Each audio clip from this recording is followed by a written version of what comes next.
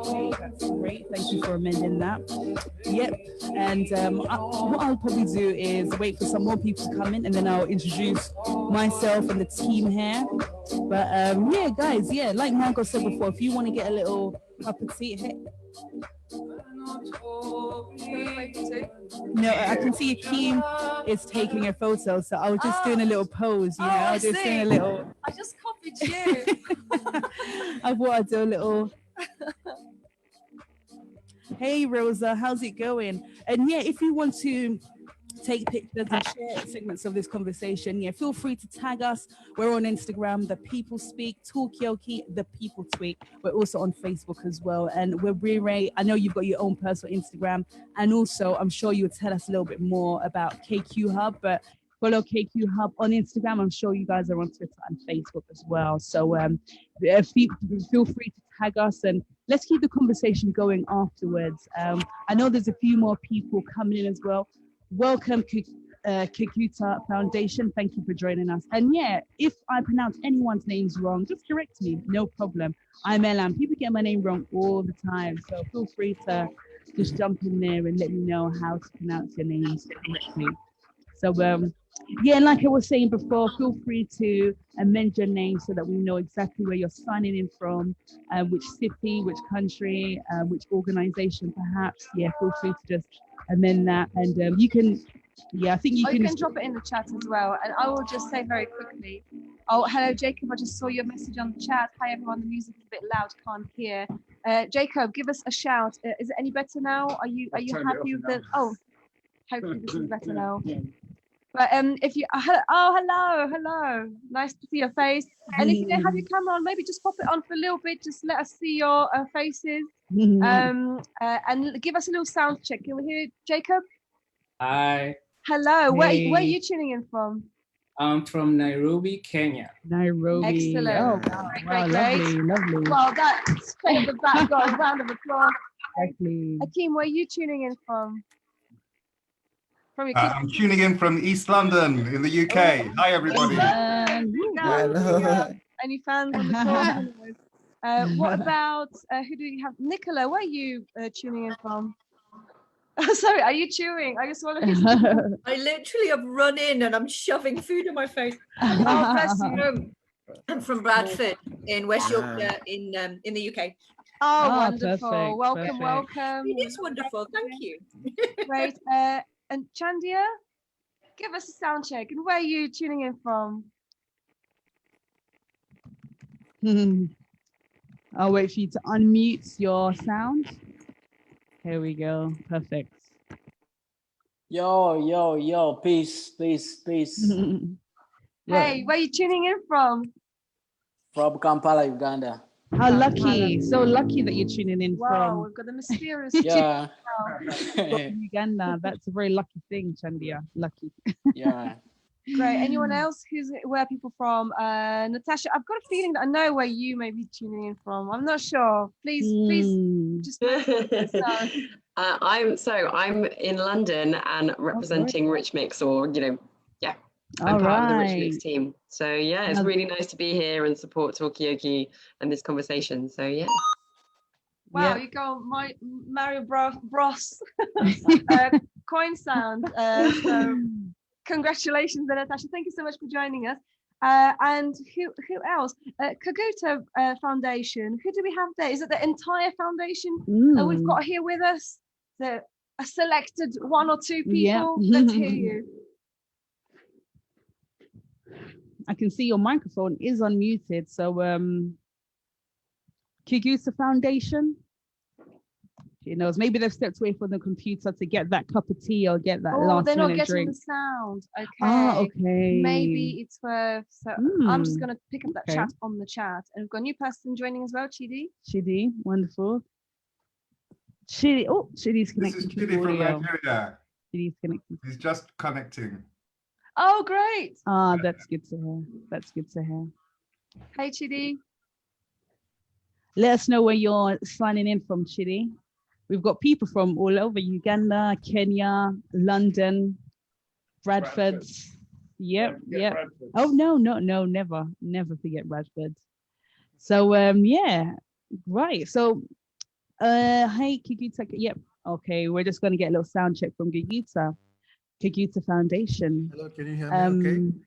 Yeah, hey, Chidi. Yes, I can hear you. Let us know where you're signing in from. I'm signing in from Nigeria. I'm in Abuja, which is the capital city. Hey. So we got some East Africans, we got some West Africans in the house. Good. Great, lovely. Okay, so Kaguta just working. I hope that you can work on the sound there. I'm wondering if we should kick things off, actually, get things going. Well, the People Speak, I thought I would just explain a little bit about who we are at the People Speak. So our key motto is the fact that we like to make it easy for people to talk to each other in fun and creative ways.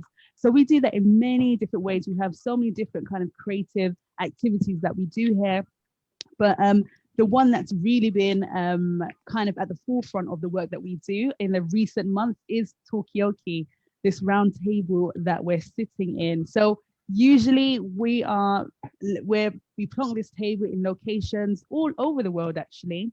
And people sit around the sides of the tables and the host just keeps the conversation going. But of course, during lockdown, we had to kind of rethink how we kind of do this, how we kind of keep the conversations going. So as you can see, we've kind of gone online and we've incorporated this kind of fun and graphic element. So yeah, during lockdown, as you probably know, in the UK, many cultural institutes had to also lock down, but it was possible for us to collaborate with Rich Mix.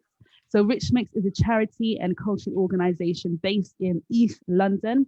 So they pretty much host a whole host of activities there. They've got cinema, a theater, exhibitions. I mean, it's a very long list of the work that they do. So go on their website, Rich Mix, to see a little bit more about what they do. But during lockdown, we collaborated with them and we hosted quite a few different Talkaokes entitled "How Can the Arts and Cultural Sector Respond to the Needs of their Communities?"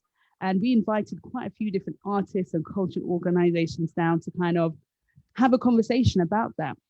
And that is, and during the conversations, actually, we realized, although we're talking about issues affecting people in the London, East London, and the UK at large, you know what, the topics that we're discussing, they actually have global reach. And that's where we met with Wire. So I know with Wire, you got to talk about the work that you're doing out there in Kampala. And it sounds like so much, it sounds like you've got a lot of exciting things coming up there. And I'm sure you will really get into the work that you're doing there. Oh, Dashat, great to see you. Thanks for joining. So why are we here today? So from that conversation, we met with Wire. We decided to collaborate with KQ Hub. So this discussion today, where it's all about exploring a connection, perhaps collaborating or fostering a working relationship with artists and artists from the UK as with people in Africa. And we want to kind of erase these illusionary boundaries that are sometimes put in place, you know, between us.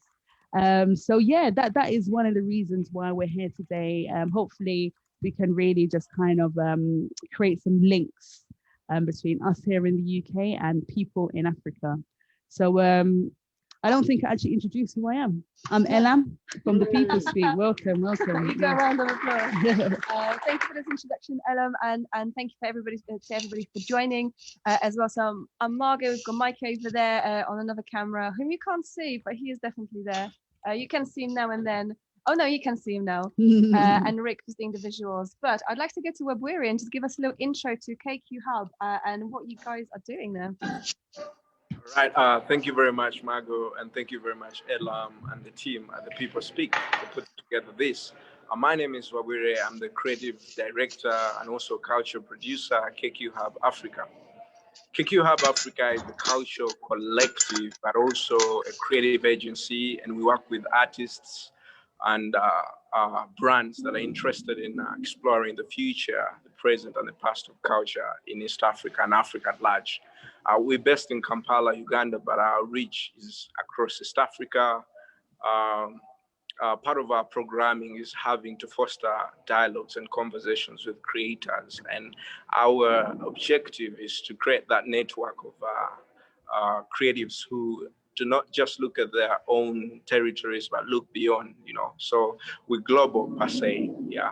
I'm excited to be part of this session, especially like Elam said, we met at one of the Talkaoke events that happened with the Rich Mix. And I thought maybe this was a great collaboration in terms of how we can get African creators into the conversation, because I think part of what came out from that conversation was the aspect of how do we work together as creatives, especially because we're human beings, and the fact that we're human beings, we have the same problems, the same challenges, and the same aspirations in life. And I thought getting some of our community into these conversations in the Talkaoke style would be really amazing. So I'm really excited to see how this goes. I'm really excited to see how many people contribute to the conversation.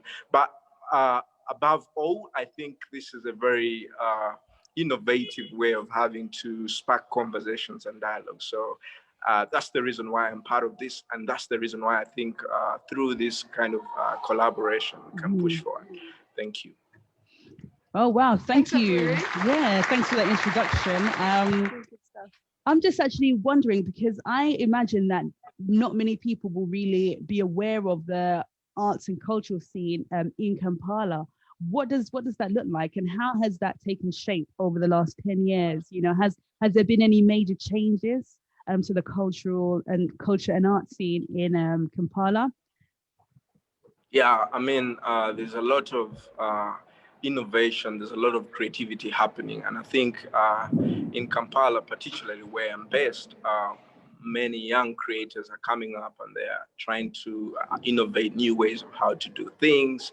I mean, with the advent of technology, although of course there are a little bit of challenges of having to adapt, you see a lot of people trying to get themselves immersed into it, collaborating and all that. But I could say the visual art scene is also a growing scene in terms of the content that's coming out. The performing arts is quite prominent because as Kampala, as Uganda, we are prominently performative in the way we celebrate right from our ancestral homes and all that. So performance is embedded in our culture, in our celebration, in our everyday ways of doing things, But in terms of getting adapted to the visual, getting adapted to the take and all that stuff, we yet to see a very big shift, and we yet to see more people getting into that space.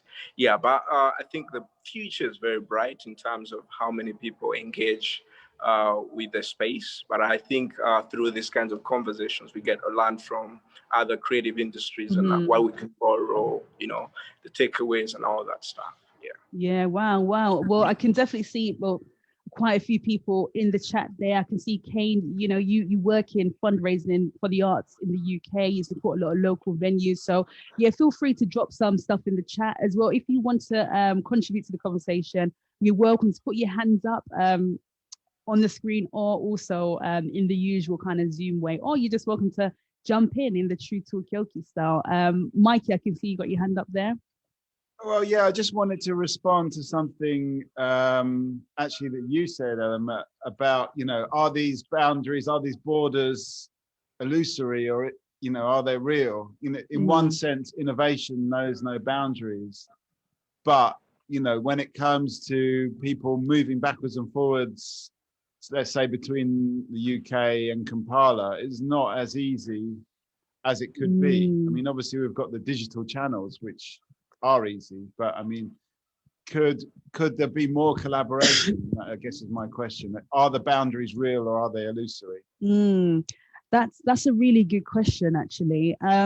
What does anyone else think about that? Are the boundaries real, or are they, what's the word you use, Mikey? Illusory. Illusory. Are they just an illusion? Yes, just an illusion. I mean, Dash Arts, I don't know if you want to jump in here. I just can see the logo, and I know we've connected, online, and you're familiar with the Talkaoke. So I don't know if you've got anything to contribute to that. Or what about yourself, Akeem? What do you think about that? Are the boundaries between the creative industries, from in the UK? Are they real or are they illusory? I know that's going to be a bit of a tongue twister for me today, but yeah. So feel free to just jump into that conversation. I know Chidi, you're in Nigeria, so I mean, have you collaborated with much artists in different parts of Africa, or just internationally as well? It's very interesting. Just listening to my friend and brother from Uganda, I'm realizing even just here on the continent, there isn't enough collaboration going on.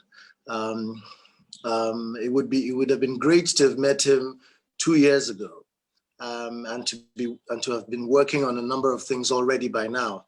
So if that sort of gap exists here on the continent, then you can imagine how much more it does between the UK and Africa. So it's while I take the point that technology and our digital access today can help bridge those gaps, there isn't enough information about what's happening. Sad, really. I would agree that there isn't enough, and there could be a lot more. And if we're able to bridge those gaps really, then we would most likely see some really exciting new creations, innovations really in the arts, and away from the stuff that we take for granted to be the only way to do what we do. I can see you got your hand up, Kane. Before I go to you, I just want to find out, Chidi, what part of do you work in the cultural arts sector in Nigeria? If so, what is it that you do there? So I do a number of things. The passion is theater, which is, and lots of music, performance, and stage work. But I've also worked in some of the more advanced sort of sectors in the media space, mostly television and film and radio. Moment we run a theater, and we have a festival, an international festival, where we try to bring cultures from around the world to perform here in Abuja. And mostly in the last 2 years, we've been, you kind of say 2 years minus 10 months because of COVID. But in the last 2 years, what we've been doing is trying to build up that platform to get more diverse cultures into the theater festival. Maybe you can drop that festival into the chat. Kane, I can see you've got your hand up there, so yeah, feel free to join in.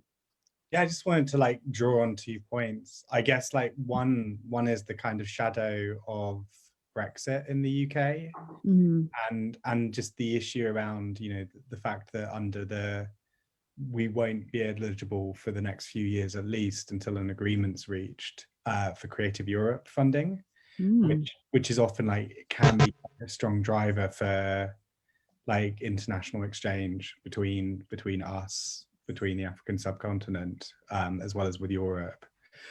So that's one side. I mean, I guess the other side, the thing that I think's been quite exciting seeing, specifically in the UK, is the rise of really, really strong networks between creatives and artists, both in the theatre and wider creative sectors.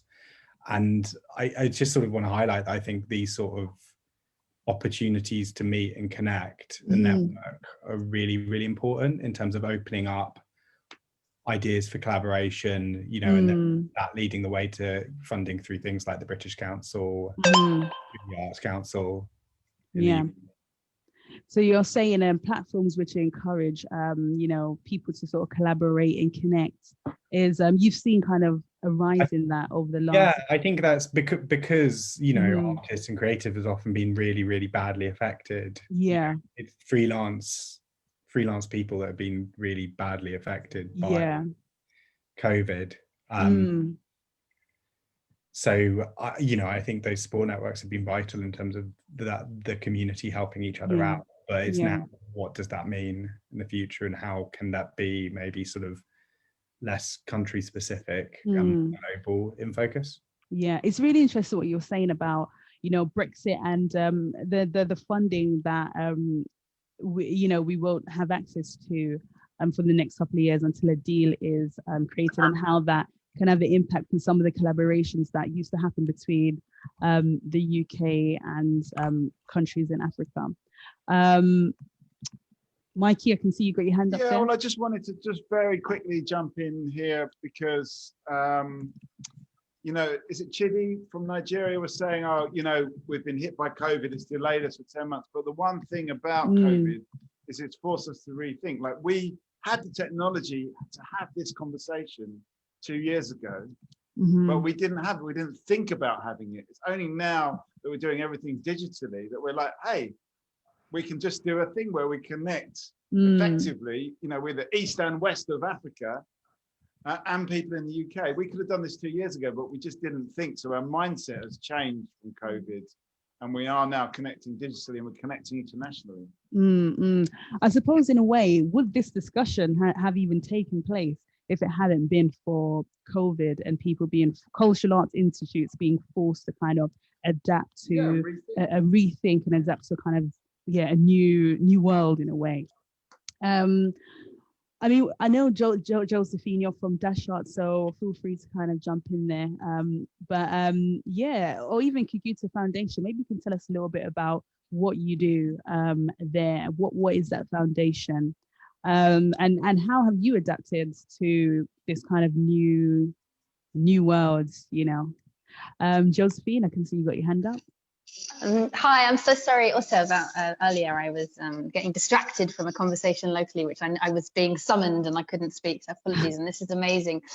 I completely agree with what's been said earlier. I feel like not only the work, the international reach that you're doing through the Talkaoke is amazing, and I definitely feel that Dash has benefited from that in a way as well over the last 7 months. So we had an event that we've always actually hosted at Richmix, largely at Richmix with Natasha and our Dash cafes, and we hosted our first kind of digital Dash cafe earlier in the autumn, and it was amazing for us because we had, we not only was I working with in conversation with performers internationally, which was a bit of a challenge normally and kind of tricky. Having a screen at Richmix has never quite worked.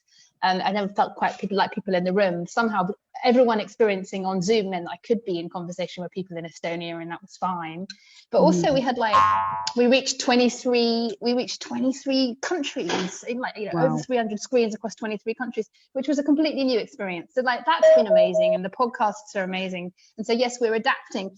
But I think, hence with your little Scrabble letters behind, but I think one thing that is a challenge really is we can have conversations like these are extraordinary, and you can meet people and watch things that are internationally, but making stuff is really hard. I mean, I find creating digital rehearsal rooms a real challenge. It's just not the same as being in the same space as people. So I don't feel like the technology has yet adapted to enable that to happen, and it might never do that, because there's something about the chemistry of looking people in the eyes, of being able to touch them when we can touch again, listening to sound which is not just interfered with technically, so you can hear it as it's played in the room. There's something about that it just means that I don't think I feel like I'm kind of in a solitary way quite creative, but and occasionally I have fantastic conversations with artists across on a phone call, but it's just not the same as making something. So I miss that, and I'm waiting for that. And I guess the only thing I was going to throw in, and I'd love to hear people's thoughts on it, is, and I might have missed it, and I'm really sorry if I did, is the climate change aspect to it. This is just, hopefully we will all be able to travel again and we'll be able to work, but maybe we do need to be continuing to adapt in order to kind of cope with the bigger climate emergency which is going to hit us and hit all our international work. Yeah, so you're saying that, so are you saying that climate change might have an impact on how we kind of collaborate across borders? would you be able to I think it has. I think it must do. I mean, it must do, in that we are all going to have to adapt our, even those people who have the funds to be able to travel internationally and fly, presumably at some point we're going to be limited. I mean, there are going to be restrictions on our ability to move. I don't know whether like it's in 10 years or 15 years, but there will be certain limitations that will come on, like, you only make one trip a year or whatever it is that we end up having to to the deals that we need to make in order to continue to work internationally. It's going to happen. And I suppose this is just a little rehearsal, like the adaptation, to coin your words in your back screen, that we're doing over COVID is like a rehearsal for what is going to happen and potentially permanently happen in our lives. Yeah. That's a really interesting like perspective. But I can see Chidi and Mike, you've got your hand up. But I just wanted to find out, Josephine, if you could just explain what Dash Arts is for people who perhaps are not familiar with the organization. Of course, and I'm sorry I've spoken along and I don't want to take up any more of all of your amazing time. But in a real nutshell, Dash Arts creates artistic experiences with artists around the world, and we do that generally by immersing ourselves in a particular theme or an idea or a world, and get to know it over a long period of time to kind of we ideally travel, but we also kind of learn, meet, read, listen to people, have conversations, create kind of small R&Ds, long-term periods of workshops, and create shows of artists which end up in quite large scale theatres and venues and festivals, and we're commissioned to create projects with them. And then we have a whole raft of like gigs and events and conversations and immersive experiences and that happen around that theme. So we're currently thinking about what it means to be European. It happened we're working with artists from across Europe. Before that, we were working in the Soviet region, post-Soviet region, thinking about what it was like to live under the Soviet Union and to live in its shadows. Before that, we worked across the Arabic-speaking world, and before that in India.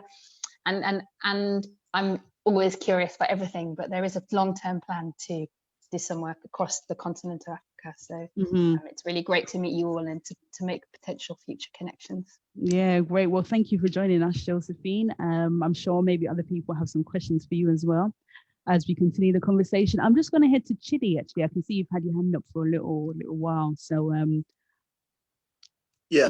just wanted to jump in, if I may.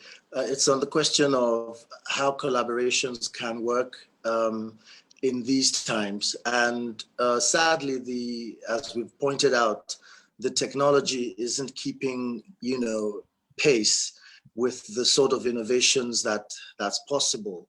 It's still very flat, very two-dimensional. In Nigeria, there have been a lot of attempts to do, Zoom theater, plays via, some digital space. There's been, and so people gravitate a little bit towards solutions like drive-through theater or drive-in theater. And even that doesn't seem to have the kind of offer the sorts of channels that help to bring back the way that people were. And I think that we have to come to the realization that it's not going to ever quite be the same. Something in a good way as well as, in not so good a way. First of all, people have learned that they can work effectively without being in the same space. Okay.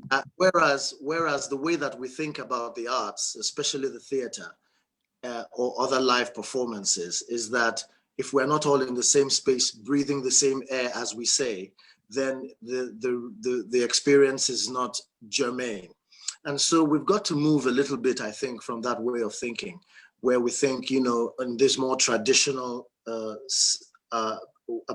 means of doing theater or other forms of performance art. And we've got to ask ourselves how we can get the technology to reflect a new way of thinking. And in that sense, we've got to help people appreciate that they may not be in the same space, but they can still have a great experience together. And so that's purist. We had a festival last year where we talked a little bit about this. It's a little bit purist. And don't get me wrong, I love to do, theater in the, traditional, that more wholesome way. But the majority of our audiences are online. And if we are going to keep that tradition going, we've got to be able to help it to evolve. And so my challenge to us, and some of the things that we're trying now, is to ask ourselves how, to use an analogy in sport, how the Premier League in the UK is such a big product around the world. And I feel like I'm connected with fans all over the world, even though I'm watching from my living room in Abuja. But we're all kind of experiencing the same thing at the same time. That in itself opens up the space in order to do, you know, it frees us up from those tight spaces, and it makes it, you know, we don't have to worry so much. I can hear the ball being kicked. I can see some of the coaches' reactions. I can see other fans reacting, and that kind of feel like I'm part of a global experience, and it doesn't less intimate. And so we have a shift, I think, in the way that we do things. And we're trying now a project called Chronicles, where we're sort of from home collaboration with artists around the world to see, you can write a play in Kathmandu and about your experience of COVID-19, and an actor in Zimbabwe can take that piece and perform it by himself, and we can all share that experience together, even though we're not in the same.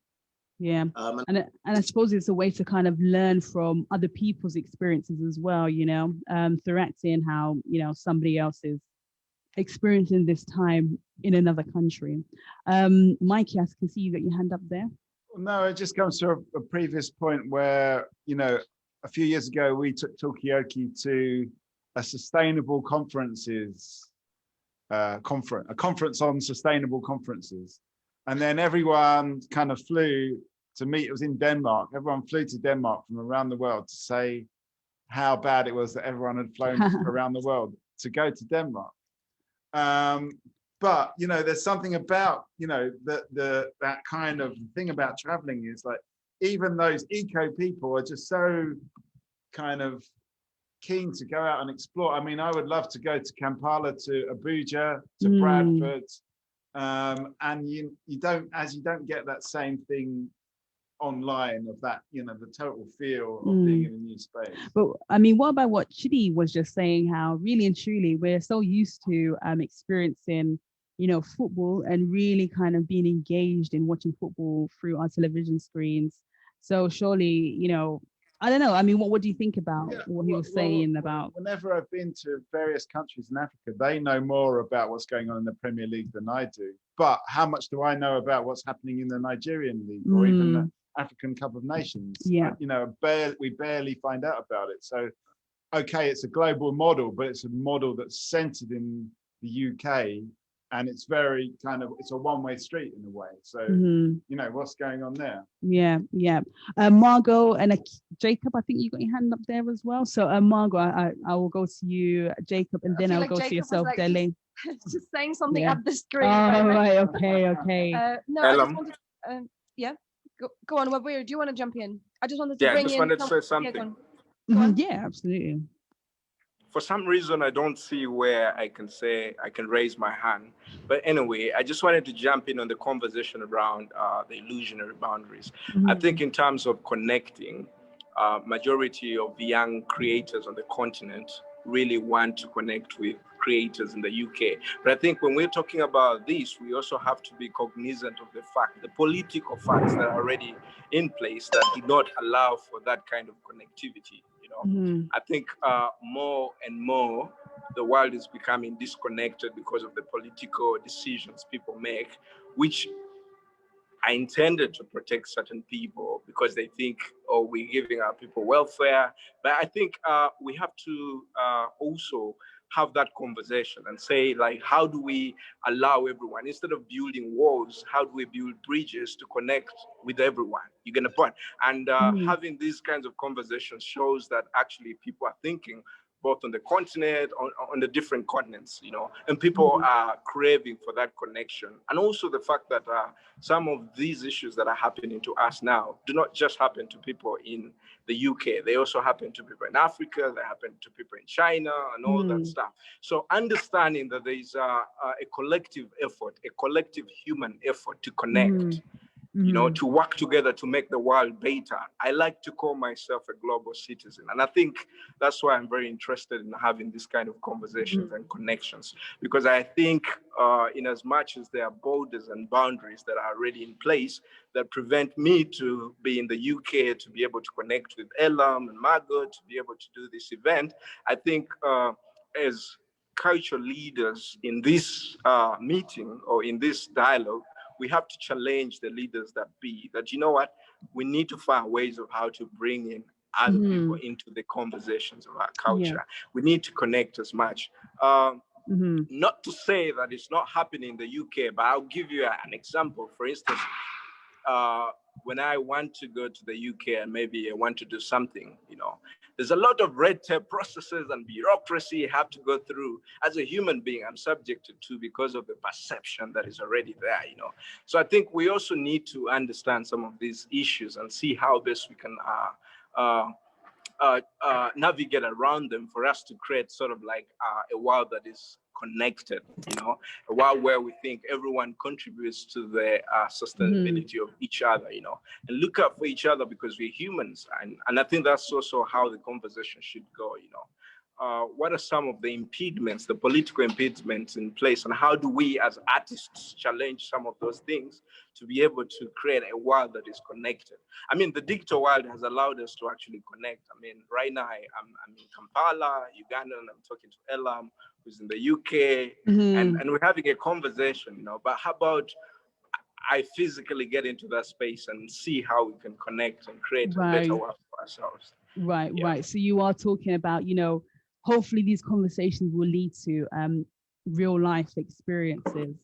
I can see that Nicola Murray, you were sort of shaking your head there. So I definitely want to come to you in a sec. But Dele, I know you had your hand up. You've had your hand up for a little while. So yeah, feel free to jump in. Also, welcome to the conversation, Rashida and Natasha Seema as well. Welcome. I'll fool you guys in a sec about what we've been talking about so far. But Dele, I can see you had your hand up. Yeah, can you hear me? Yes, I can hear you. Thumbs up. Oh, yes. Yeah, I just wanted to take us back in time to 1995. And I remember clearly there was huge funding for African theatre to come into the UK. And in 1995, the African Theatre 95 session took place. And a troupe came from Nigeria all the way to the UK to perform and share their works. And, you know, after that particular moment, African theatre in the UK exploded. You had writers like B. Bandele writing beautiful plays. You got directors like Chuck Mike directing beautiful plays. And all this stuff, this thing just exploded. And that's the kind of level we needed to find in terms of getting funding for our work and sharing our ideas and aspirations and the beauty of our work to the world. And I think funding is very vital. And that is one part of the whole process that's very difficult to nail down. And I think that's the angle from which we need to start to look at using money to promote our work and just show ourselves to the world that we are great. We've got a great culture, we've got great people, great actors, great writers, great politicians. And that way you explore the world.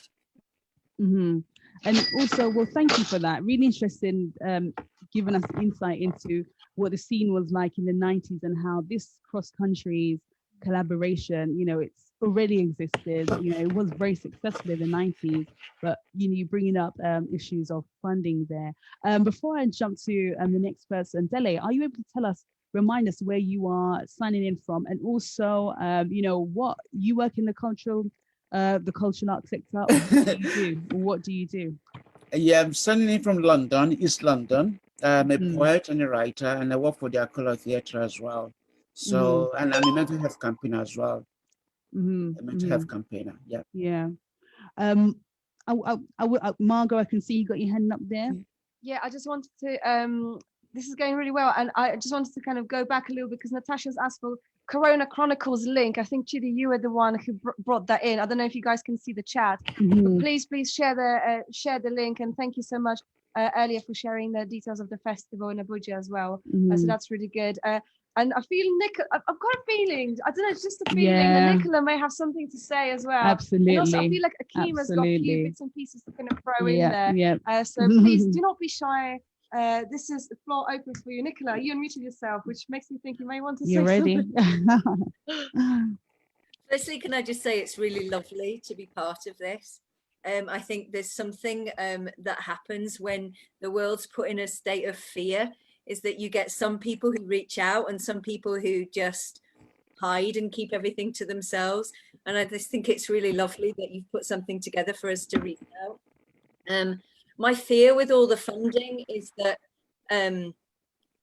waiting to be paid to do something doesn't always bring the best out in what we want to do. And sometimes just wanting to make those connections and wanting to meet those people and wanting to share experiences and wanting to get a closer visual representation of how we see the world can create such wonderful excitement and such passion that you then find the funding because everyone's as excited as you are about it. And when Judy was talking about the football, I just could totally feel what he was saying, in that there's an expectation when I watch a football match, not that I'm massively into football, but when I watch it, somehow I think I know how to play and I'm shouting, oh my God, that was offside. I'm in the game.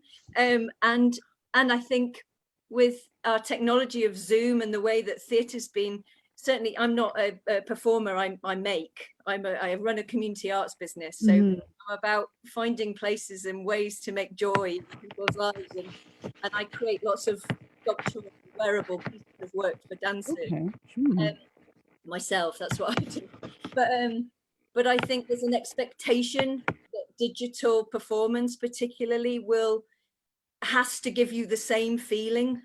Yet we watch television all the time and we don't question it, you know, and I just wonder if maybe our expectations of what digital experiences give us sort of change how we experience them. Give me a chance to talk now, and I don't know what I'm talking about. No, I completely. Lovely to be here, and I'm really excited to see such interesting people and hear what you've got to say. So thank you for having me, and I'm going to be quiet now. No, really great to have you. Be quiet, Nicola. It's been actually a really great point that you made there. Exactly, and also it will be really great to hear a bit more about what Sponge Tree. I'm assuming that's the sort of organization you run. It will be really great to sort of hear more about Sponge Tree and how they've adapted during this time. Akeem, I can see you've got your hand up there as well, so I'll just jump over straight to you. Okay, thank you. This is a really interesting discussion. And just to pick up from what our colleague in Kampala is saying, Wabire, and also what Dele was saying in relation to Africa 95. For me, I'm speaking to you from East London. I'm an Anglo-Nigerian, born and made in Lagos, and has spent time between the two countries and do a lot of work in Africa. And for me, we're at the most exciting time in terms of expression of African arts now than I've ever known. You know, I was fortunate to be brought up in Lagos next to Fela Kuti during all that, and Festac, for any of you who are old enough to remember. And of course, that was an exciting time. But never have we had so much expression, particularly through our diasporan links and our diasporic links. And I think this is what is so exciting that's going on at the moment. I mean, if we think about music, look at the Naira Marleys from Peckham, for God's sake, or the John Boyegas from Peckham, who are now talking to the continent, or Chimanda Adichie, who has exploded around the world from Africa. So I think the interchange that's happening now that we're talking about first generation, third, fourth, fifth generation, we've never had it so rich. Now, in relation to what Wabire was saying in terms of the political divide and the political challenges, I think this is a real issue.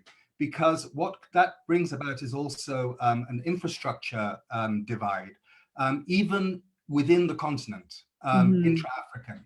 So, you know, when I visit East Africa and Southern Africa, and I see you people with your super fast internet and your light that is always there, you know, I mean, we mean electricity by that. We don't have this in Nigeria, the biggest country in Africa. You know, we have such problems, infrastructure problems, because of our politics, because of whatever. And so therefore, when we're trying to do exchanges, cultural exchanges, we have one hand behind our back at least.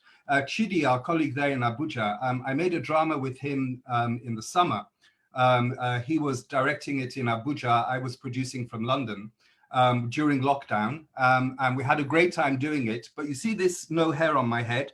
Before we started the drama, I had hair. But the thing was dropping all the time. Hey, look at Fela. Look at that. How beautiful. The thing was dropping all the time that it is so stressful. And so therefore, if we then start to think about how do we have West Africa talking to East Africa and Southern Africa to make projects, this is a challenge. It's a real challenge. How do we get around that? Now, coming back to Kampala, look at what's going on politically in terms of cultural voice. You have somebody running for president there who is a very famous musician. And it's very interesting to see the cultural expression that is actually coming back to the political space, if we can refer to Fela again, so, or to Naira Marley, or to what's been happening in Nigeria with the SARS movement, etc. You have Chidi, who claims to be a theatre performer, who's actually a very, very talented film director. Even though he accuses me of having picked him from across the stage because he actually really wants to be an actor. But these super, super talented people who are working very, very fluently with cultural practitioners here in the UK, in the US, etc. But again, with one arm behind their back. It's okay with us, I'm lucky I have a European passport, to be able to just go to all of these African countries so easily. We don't have this, our African colleagues don't have that as easily. And so therefore that, together with the data challenges, with the data apartheid, dare I say, brings things about. And lastly, may I say, one thing, whilst I was doing that direct producing the little film with Chidi this summer, I was actually working at Rich Mix virtually with writers in Nigeria on the BBC drama project, which we were dramaturging on Microsoft Teams, again, which cannot kept on dropping. But we actually got it done. It was about disability and access in Africa. Whilst working with colleagues in Kampala at the same time on another project in Kampala and the UK, again with diasporic writers on a rehash of a Venezuelan telenovela for African audiences. So it's really exciting what is going on at the moment. And necessity is the mother of invention, sure. But at the same time, in answer to Mikey and the climate change and no flying, I beg, don't throw the baby out with the bathwater. We really need real interface as well.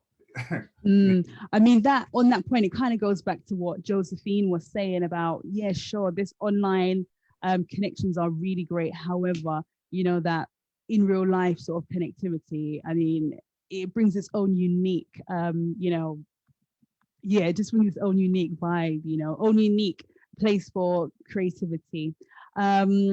So yeah, really so many really great points, Akeem. As usual, like with everyone else, I just want to find out, I know you spoke about producing, but tell us what exactly is it that you do? What part of the creative industries do you work in? Okay, so I produce and direct drama and documentary, mainly within the development space, through a kind of the development goals lens, whether that's from governance or health, and throughout sub-Saharan Africa and now in Asia as well, and generally trying to celebrate and encourage discussion, interchange along diasporic links and others. Well, that all sounds very exciting, and kind of gives us quite a positive outlook towards the future, which you kind of were talking a little bit about. We're brewing. Also, what you were saying, Akeem, about, you know, you've never seen, this has been the most exciting time you've seen for African arts, and also the fact that this collaboration between Africa and the UK, it's been taking place for decades. This is nothing new. So I think that's really interesting, actually. Margot, I can see you got your hand up there. I just want to say, because, and I think Natasha, you have to get off. I mean, like, just before you go, that's to everybody. Before you go, let us know, give us a fair warning, because we'd like to get your final thoughts. It doesn't have to be anything other than what you make it. So any reflections, any thoughts, any questions that you want to pose to the table before you go. And then I'd quite like to say hello to Rashida. Hello, Rashida. Maybe you can jump in and tell us if anything resonated with you so far. But Natasha, final thoughts from you. Hello. So such a rich conversation. It's amazing. I'm really sad I have to go, but various other meetings are back to back.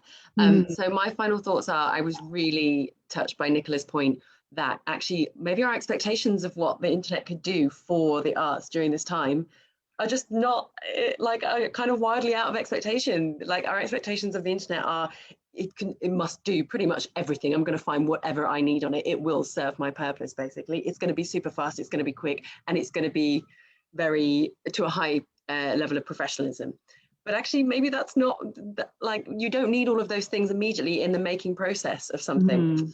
So that's where it's really going to pull it apart. And I think Josephine's point of where we're going to be between this rock and a hard place as climate change does start to curtail all of this kind of cultural exchange that we've been able to have like over the last 20, 30, 40 years at such a high rate anyway, to which is now what our expectation is. So I'm thinking it's the expectation of what we want to achieve out of an online relationships that's where the key is to still making those online relationships successful. Yeah, but such a good conversation. Loved it. I really just wanted like a tiny micro question. I mean, is there anything the Rich Mix is doing at the moment in terms of like looking into programming for next year? Because I know this is like a really, it's time. So actually thinking about how we've reacted in light of COVID. So we decided to make our program really localized and really locally community orientated.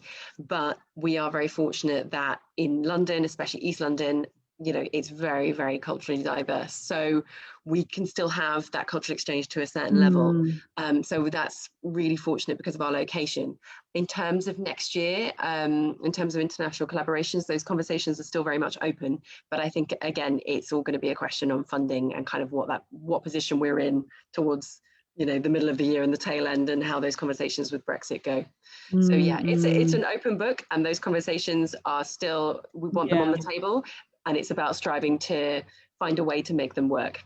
And I do think some of those boundaries, that initial question, they are both real and illusionary. They are both those things. Okay. Nice party thoughts, Natasha. Sound effect there. Thank you, Mikey. Cool. Okay, I'm going to go. Thanks so much, everybody. Enjoy the rest of the conversation. Yeah, thank you for that. I find it really interesting. I know Natasha's jumping out now, but what you were saying about perhaps this section, the conversations we're having online and the ideas creation, perhaps it's all right to just be messy. We're creating ideas, and perhaps that's not such a bad thing. We need to think about our expectations and reframe some of our ideas.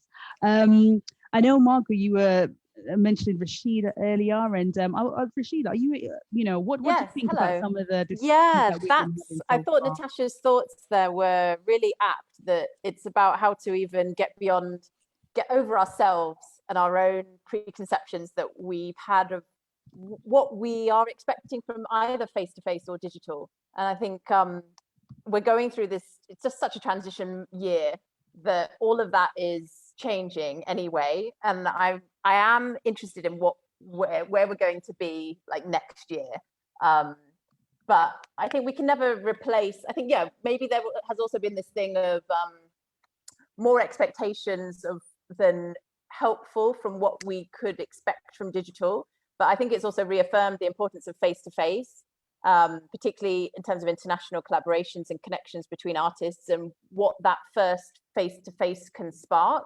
And not to say that you can't get that from an initial digital connection, but I think we're always wanting that connection of a physical interaction as people meeting each other. So it's something I've been thinking about,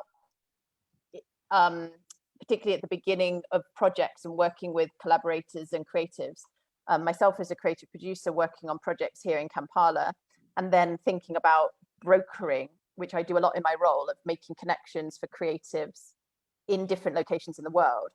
And the difficulty of how you do that when they can't meet face to face is really prominent. So I think I'm interested in the nurturing the journey of new collaborations as I do it myself within projects and opportunities that I'm really thinking about for the future.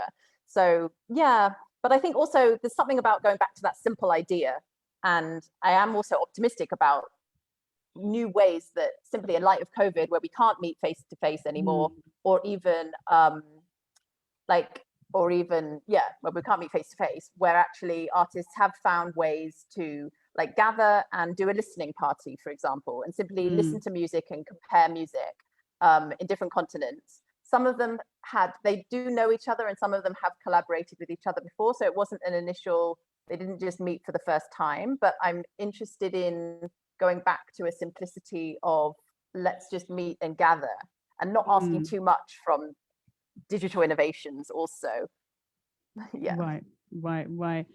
A couple of interesting points there, but great to hear that you are optimistic. So you're a creative producer in Kampala. Yes, creative producer based in Kampala, and I've worked in the UK in the UK for most of my early career, and moved to Kampala three years ago now. So you must have a real insight into the creative scene in the UK, in comparison to what it's like in Kampala. But as Wabiri was saying, it's very exciting. So I'm going to come to you, Margot. I can see that Kane, you've had your hand up for a little while. So I'll pop to you, Kane, and then I'll pop over to you, Margot, and then also to you, Chindia. My point was just very short. I was just want to encourage people who haven't spoken yet, just to kind of let us know what they're working on, what they kind of, what's kind of on their minds. But that was really all I wanted to say. Kane. It was just a question, really. It was just how do we build connections between, I'm thinking specifically between sort of venues in the UK and Europe and in Africa, and in a way that is, I think, what you often find is, with the exceptions of some organizations like Dash Arts, programs will be sort of one-off, either programs or productions and collaboration. And I'm just interested of like, is there an opportunity for more sustained engagement, particularly if we, you look at there are now, definitely compared to even 5 years ago, more diverse led cultural venues and cultural organizations, where I think their focus is, obviously on diversity and inclusion within the UK cultural sector, but also an awareness of, of wanting to look out more. I've been working with Young Vic recently, and that's definitely, the concept of a global stage is really kind of core and critical to them. It still feels like it's these kind of peripatetic one-off projects rather than anything that is meaningful and sustained. So you're thinking of, okay, the long term, what does that look like? I'm going to head to Chindia, because I can see you've had your hand up for a little while. Maybe you can tell us where you're signing in from and what involvement you have in the cultural and arts sort of community. All right, peace and love, peace. My name is Lucky from Kampala, Uganda. So I'm actually into hip hop culture, So I'm into hip hop, and I have a project. It's called Hip Hop to the Refugee Camp. So I'm using hip hop as a pedagogy for leadership, confidence building, and using arts as a therapy, and try to build and extend the message of hip hop, which is love, peace, unity, and then positive fun. So into the refugee camps. So I'm into leadership building, and then using hip hop as a pedagogy and as a platform for social impact. And so I wanted, I mean, how's that been going? Well, it's been quite hard, I should say, but then I feel like it's been kind of challenging, but then gave me more ideas like how to do stuff.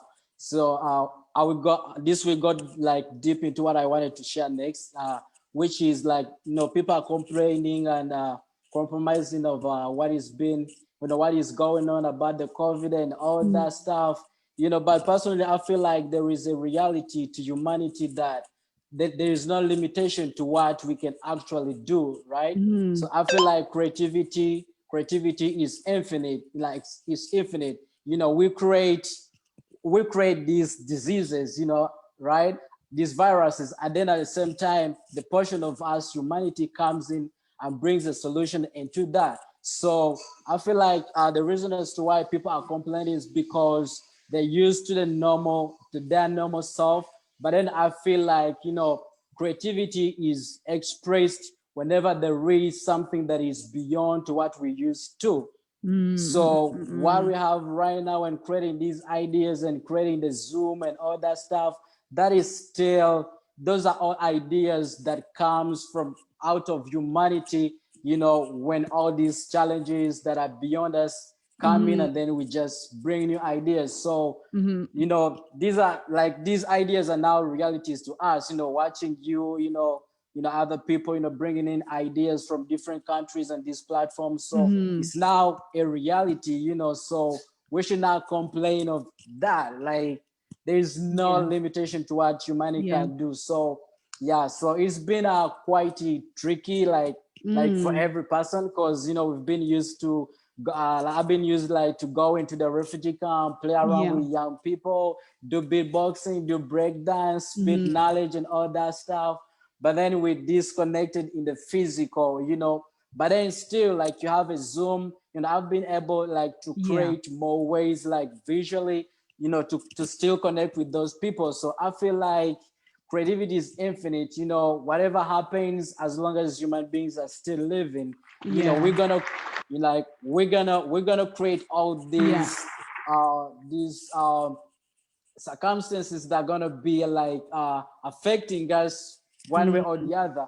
But then still the other portion of us, or I should say maybe the positive side of humanity, will always come up with the solutions. And then, so as humans, we can adapt to these new situations. The virus, kind of came from us, and therefore we can also kind of create things to kind of counteract that. I can see that you were nodding your head quite a lot, Nicola, there. And I'm going to come to you, Mikey, actually, but I was just thinking maybe there does need to be some mourning of what was in order to really kind of move on. That's just something that just came into my mind. But I'm going to come to you, Mikey, but I know Elijah in the chat, you're signing in from Kenya, and you were just saying, you think that this year has been the slowest in terms of progress in the arts and culture sector in Kenya. There's been a lot of restrictions and limitations to events and physical interactions. So that's really had an impact on, working and earning money from your creativity. So I don't know if you'd want to jump into the conversation in a bit, Elijah, to just give us a bit more insight into how things are in Kenya. Mikey, I know you had your hand up. No, I just wanted to back up. Is it Chandia, what you were saying, because I think creativity is always the answer. I've been working 23 years doing this job, and I've been saying creativity, and I thought maybe I'm saying it too much, but I think this year, I think has showed me that actually we really need to connect everybody to their creativity, and that's what's going to solve these answers. If we're all working together online, then it's just really not going to make any sense to restrict people from coming to the UK from Africa, or moving around, or working together, because it will just make so much sense. We'll be so connected anyway. So creativity is always the answer, but it's what creativity, I suppose. And also, how do you foster that creativity in people? Yeah, absolutely.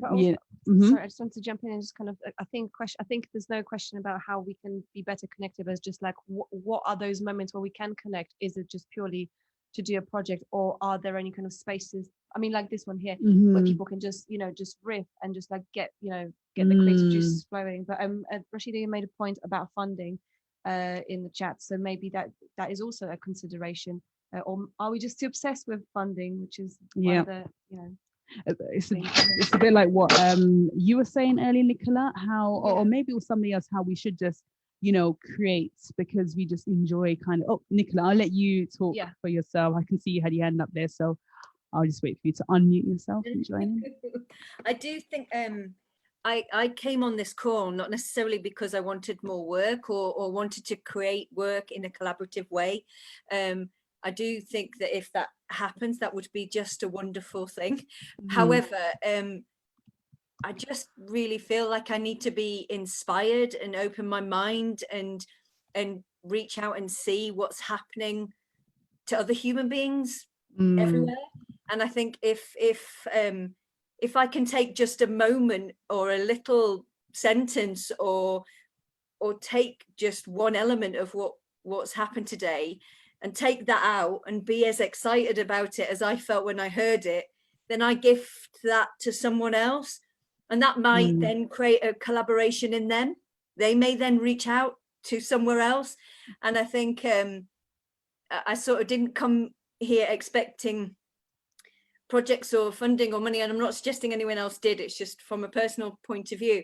I feel like I would never have been able to afford to go to a conference and meet you all like this and have a conversation. That's not in my world, and I'm okay with that. I love my world, but this opportunity would never have been given to me. And I think it's so exciting to meet you all and hear the things that you're doing, and for me to go away and have conversations about you all. That will create an excitement in other people. And I think if we're all doing that, those collaborations become more possible. They become more viable for more people. If I'm telling my teenagers and they get excited, they'll grow up with that as an expectation of something that can happen to them. Or how amazing is that, you know?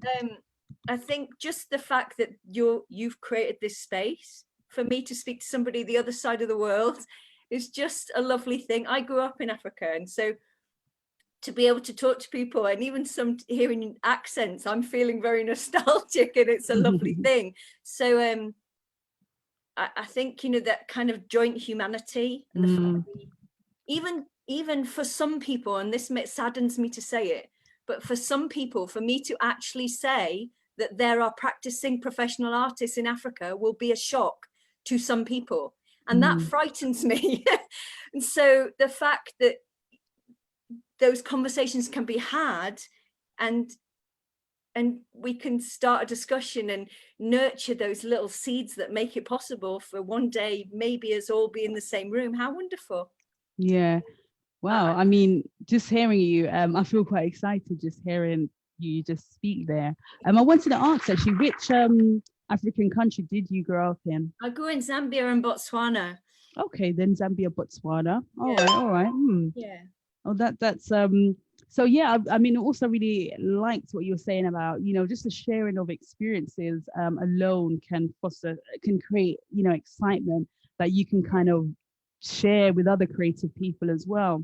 So, but also it kind of reminds me of what Chidi was saying earlier about his theatre exchange that he was doing during lockdown with other theatre practitioners in Uganda. I know you were saying that, you know, Nigerian and Ugandan writers were creating theatre plays that they could kind of swap with each other. I can imagine that really helped to create, you know, a sharing of experiences and, you know, during this time. I suppose right now might be a good time to kind of recap some of the things that we've been talking about since we kind of started. So yeah, I suppose we've been initially we kind of started talking about how we're all adapting to this, how we're adapting and collaborating online. You know, some of us were missing that in real life experiences. You know, it's just not the same. Creating artworks online, you know, is it even possible to do that? But who knows, maybe it is. Chidi was talking about, you know, the Premier League football and how kind of engaging it is to view, although we're not really creating the football or playing football, but yeah, we're just watching. But that's okay, that's okay. And also, what about technology? You know, Mikey was saying how the people speak. We always had the technology to sort of do this online in real life kind of Talkaoke experience, but COVID forced us to do that. But then again, Akeem, you were chatting about, you know, creating in Nigeria and how, although you're collaborating with people in different parts of Africa, your internet connection kept dropping out. While the people in South Africa and Uganda, well, they've got amazing internet. You know, why can't it be the same in Nigeria? However, you know, you kind of pushed through and you managed to create something. But I suppose there is an issue there with technology. Not everyone has the same technology or can, you know, what about funding? But it was also great to hear you say that the most exciting time for African arts is now. And as Deli, you were saying, in the 90s, you know, there has been this cross collaboration of African artists with UK artists. You know, they've been collaborating from the 90s. And also you have the diasporan Africans who are out here, you know, acting, creating art. You know, this cross collaboration, it's not new. Also as well, maybe we need to change our expectations about how we view the creation of ideas during this time. You know, perhaps it doesn't always need to be neat. It can be quite messy. So yeah, these are just some of the things we've been kind of talking about since starting. I can see a couple of people are sharing links here. Feel free to share links in the chat as well. So yeah, that's, you know, where we are at right now. Mike, I can see you got your hand up there. Yeah, well, I just want to pick up on this idea that a lot of people have said it's very exciting to have this space and to have this, in a way, it's an empty space where we can do whatever we want. But then there's a question, okay, it's exciting, we're connecting. What are we going to, we've got 45 minutes left of this session. What are we going to do with this connection? You know, are we just going to go, yeah, it's great? Or are we actually going to go back to emails? Yeah, are we actually just going to go, oh yeah, that was nice. And oh, is there something we can actually do to push this forward? I guess my question.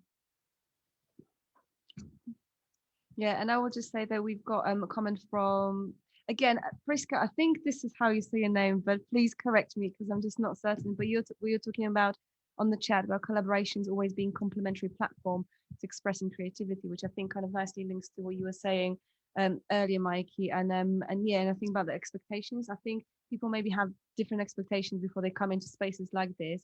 But yeah, it's just a question, kind of, you know, yeah, what could happen next? You know, if nothing else was, you know, if there were no obstacles at all in our way. I mean, Josephine, Gillian, Josephine, you've had your hands up for like a million years. We're very aware of that. Are your hands still fresh, or maybe Priska, you want to come in and just a little bit expand on your collaboration, or the collaborations that maybe you've been doing this year? Please feel free. And Jacob, I can see you kind of listening attentively. Feel free just to kind of let us know what you're working on and what you kind of you know, yeah, what's kind of in your universe right now. Yeah, anyone can take it in any direction whatsoever. I think. Oh yeah.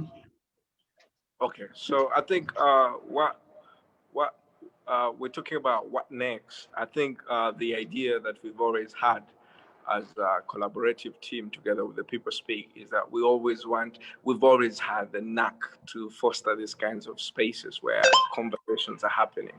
And I think that's the most important thing. The first thing is to create a dialogue and get to tap into different creative economies and get to understand the shared challenges that we face and how we can together, you know, come up with solutions. And I think one thing that comes out from this is that there's a need for more of these conversations. Of course, not everyone will be brave enough to be able to express themselves because the nature of the design of the conversation sort of like gets people a little bit tensed up. I hope once we have more of these conversations, we come up with more solutions and also sort of like create that kind of connection. And I know most people that have been part of this conversation are really keen to see how best they can actually connect. So I think what I hope to see after this is maybe more Talkaoke happening together with the People Speak. And I think I'm very interested in exploring further that collaboration, but also bringing in more people into the conversation and getting people more adaptive to this kind of way of doing things and having conversations. And I think that's also important. But also as a cultural leader or a cultural producer, I think I'm interested in seeing how I fit into this space. Like, how do I connect with maybe Elam and maybe get to know how Beta and also work together on a certain project. It might not be this time, but maybe for the future, we can start a conversation now and just see how that goes. So I hope that this is what most people are thinking about. Thank you. Thank you for that, Wabri. I just wanted to get a final thought from Josephine has dropped out of the conversation. I was going to get a final thought from Josephine before she left us. Oh, no, she is here. Right, okay. It's such, you know what? Actual self. I'm adapting to this on, you know, online world. I'm just looking for the Dash Arts logo. But okay, if we can get a final thought from yourself, Josephine. Yeah, I mean, I've been really inspired listening to you and listening to particularly the conversations about technology and the differences that we've all experienced. I mean, everyone's had difficult times over the last 9 months financially and technology and not being in the same room. I really love Chidi's idea about kind of technology needing to adapt to enable us to make work better. I really found that really inspiring, and yeah, and I look forward to being part of that, to that world where we can somehow move beyond the two-dimensional space to, I don't know, I think it's like I was learning about like build tesseracts where we're like in a fourth dimension of space and time as well. I really like is it Dele who was talking about the football analogy? Someone was talking about football. Chidi was also talking about football. I mean, the only challenge, the football thing, it didn't feel to me quite relevant in some ways, because like we're all watching someone else doing the action. Like we're all sitting there, yeah, we're all participating as spectators, and yeah, getting excited and telling people off for not scoring the goal. But they're the ones in the room together or on the field together, playing together, and they're still being able to have physical contact. And I feel like that's the thing that I miss. So working out ways for us to have to be in the same space together, and I'm not sure we'll ever, and I really love what Natasha was saying about that being okay. And I think it wasn't just Natasha, it was lots of you were saying that's all right. You know, we can be doing, there are amazing things that we're gaining from this time. And I think I've learned that a lot, like what is wonderful about technology that I'm using and adapting with, and what I really know I need to make sure that we continue to find locally, or when we emerge from COVID and can travel again. All right, well, Josephine, I can see that you've dropped your links into the chat. We'll be sure to give you, I think we already follow you, Dash Arts, on Instagram and the social media platforms, but everyone check out the work that Josephine and the team are doing at Dash Arts, and hopefully we can engage in some more conversations in I would love life. that. And I would love to hear more about all of your work. I was really very inspired to hear from you all, so thank you. Great. Thank you for joining us, Josephine. And thank you. Bye. Bye. Take care. Meanwhile, the chat is going wild. It's going wild. A lot going on. There's a lot going on. There's questions about how we're making the graphics and the tech work. It's a long story, but we can probably say a little bit about it. But Jacob, so you say that you're a filmmaker and creative director in Nairobi, and collaborations haven't been a huge part of your work until recently. I mean, would you just give us a little flavor of how are you working right now? That'd be really, really great to hear from you. If you can just give us a little bit info about it. You, Deji? Yeah. Okay. I don't know. Can you guys hear me? We can hear you, but maybe are you on headphones? Yeah. So maybe just bring the microphone a little bit closer to you, because it's a bit rustly, but we can hear you. Okay, I'm not sure. Can you hear me now? Yes. Okay, so I'm a creative director and filmmaker in Nairobi, Kenya. Currently, the kind of collaborations I've been working with were mostly in writing, digital collaboration. So we've been doing kind of writing prompts and kind of script writing challenges, trying to create a story that can connect all our experiences around the world with a group from Sundance. That is one of the major digital collaborations that I've been able to participate in. Now, in terms of film, some other digital collaborations that I think would be useful. I've seen there are a lot of digital online film festivals. So I'm looking for filmmakers who can curate African, East African, and UK films, kind of give the experiences that, or kind of stories that filmmakers are making in each of these regions is something that I would really want to pursue as well.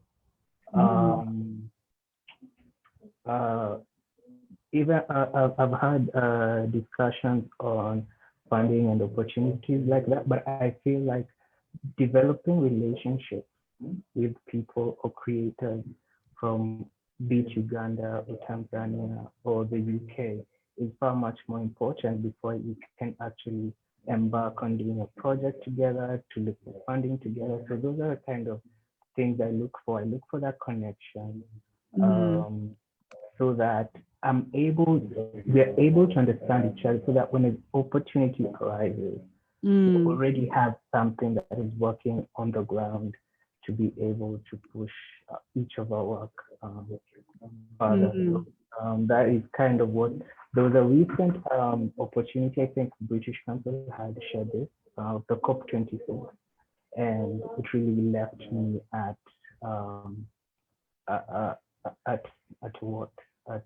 a disadvantage, because I didn't know anybody in the UK who I could collaborate with projects.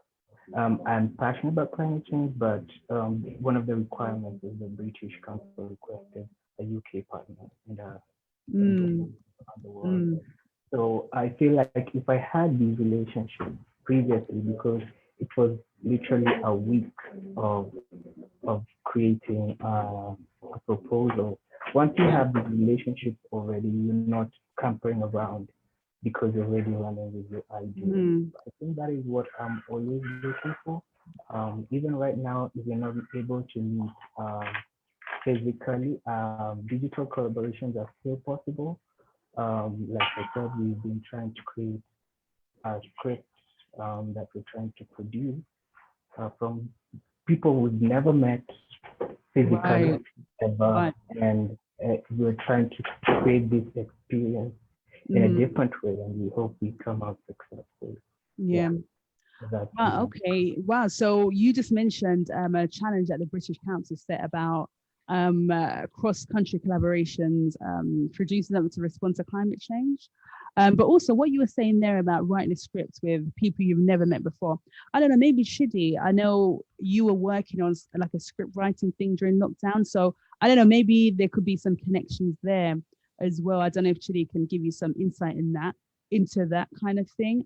Mikey, I saw you just got your hand up there. No, I just think sometimes the way things are structured, you know, with big institutions like the British Council or all the other ones, is that, you know, they expect a project just to be ready to go for their, you know, for their particular program that they've got running. And I think that just goes to show why sometimes you need to have these relationships ready beforehand. And as Nicola was saying, you know, just actually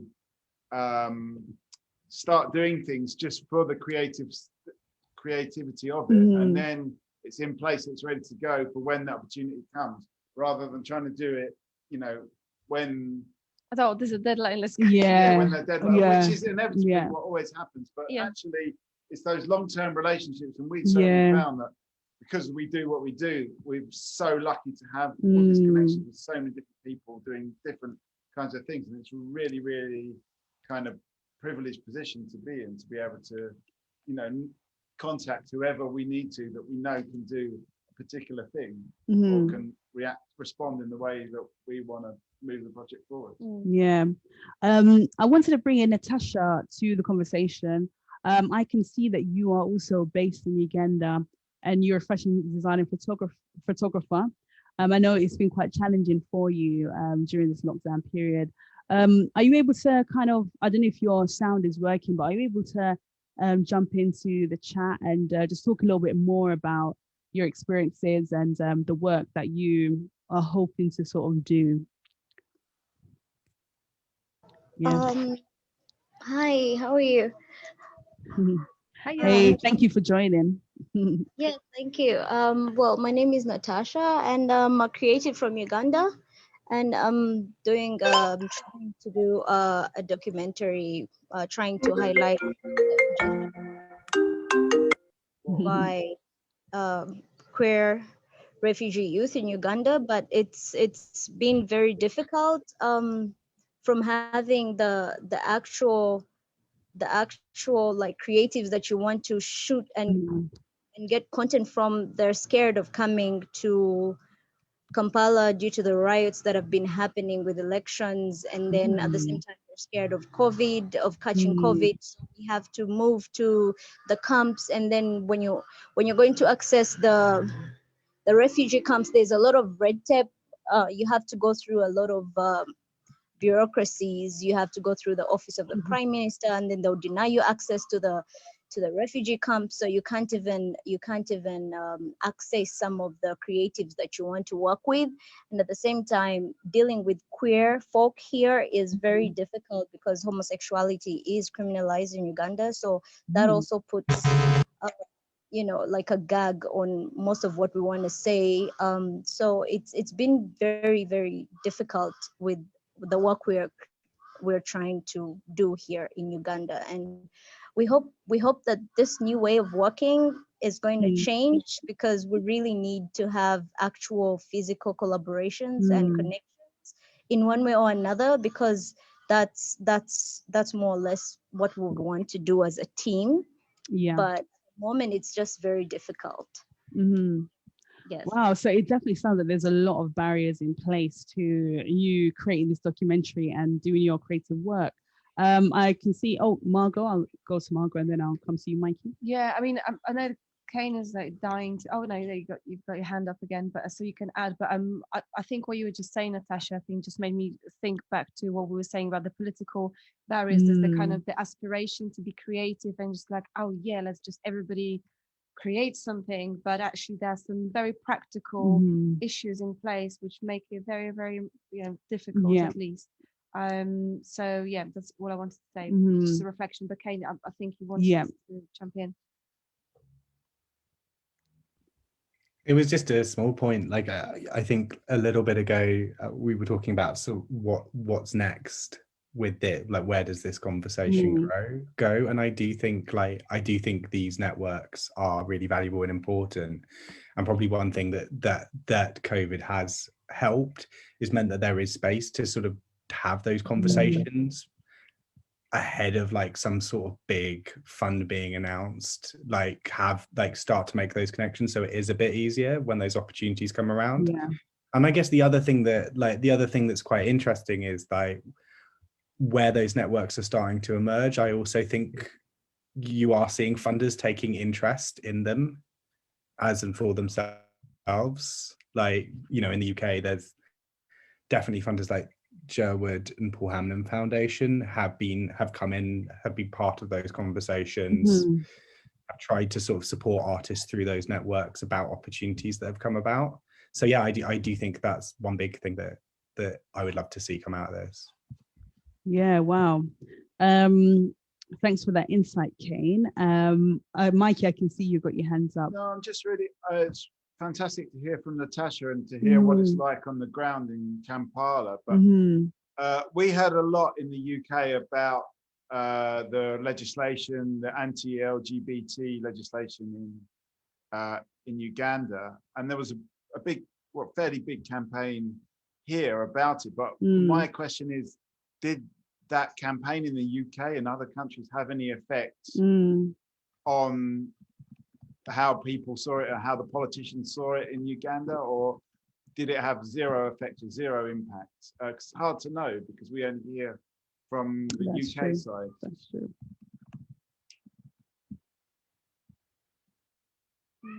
So was that question? Yeah. Natasha, I was just like mostly a question to Natasha. Oh yes.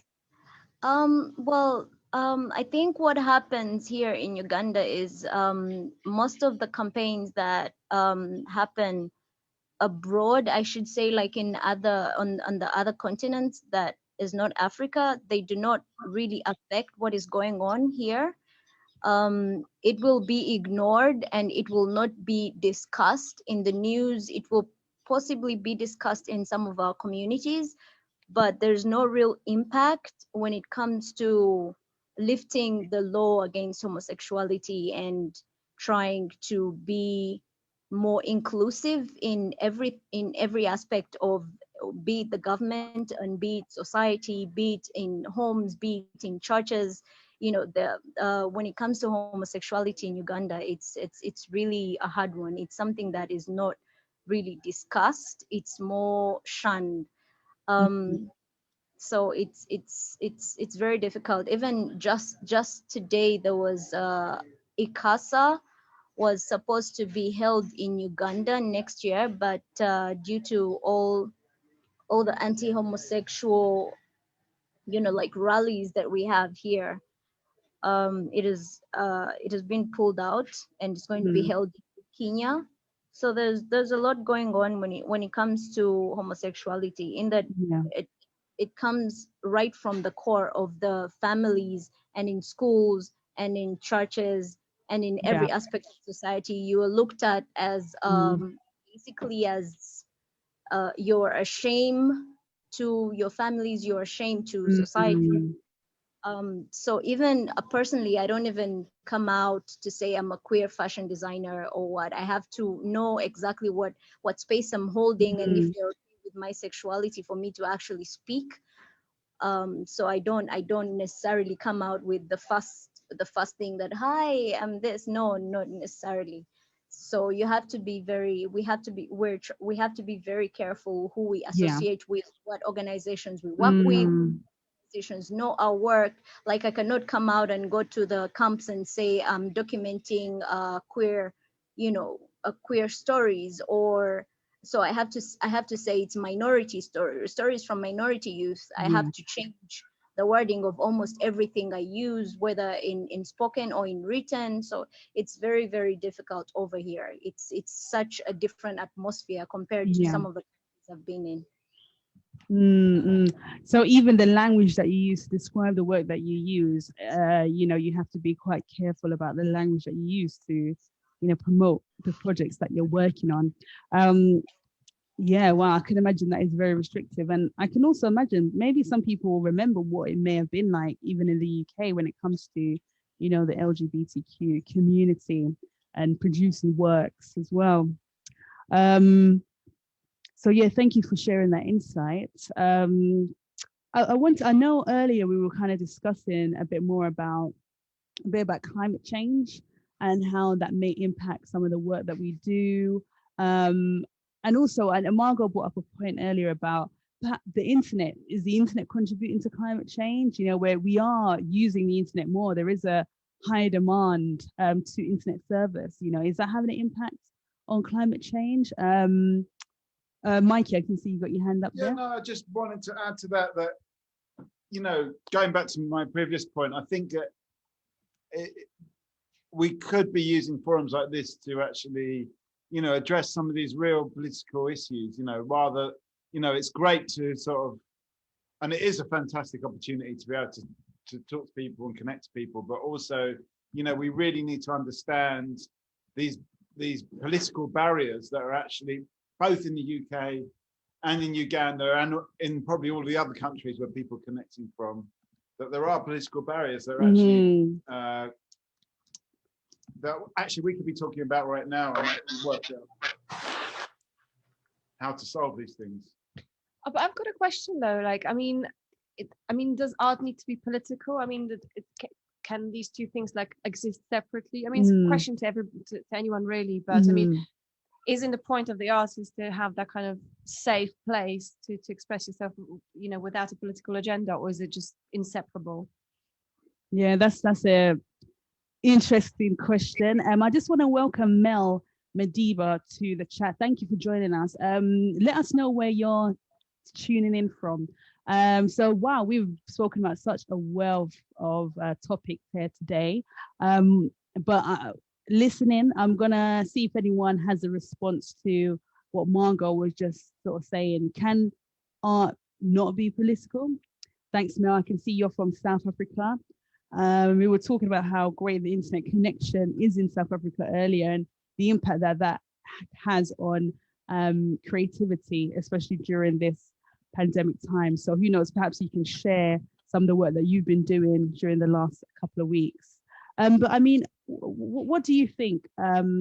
Maybe I'll bring Prisky into the conversation, or Akeem. Does art have to be political? Can you separate the two? Oh yeah, if you just unmute yourself. Zoom bingo. Oh yeah, perfect. Does art have to be political? Oh God, here I go. I'm going to get into it. From where I'm coming from, all ideas are political. All ideas are, politics is ideas. How do we live our life?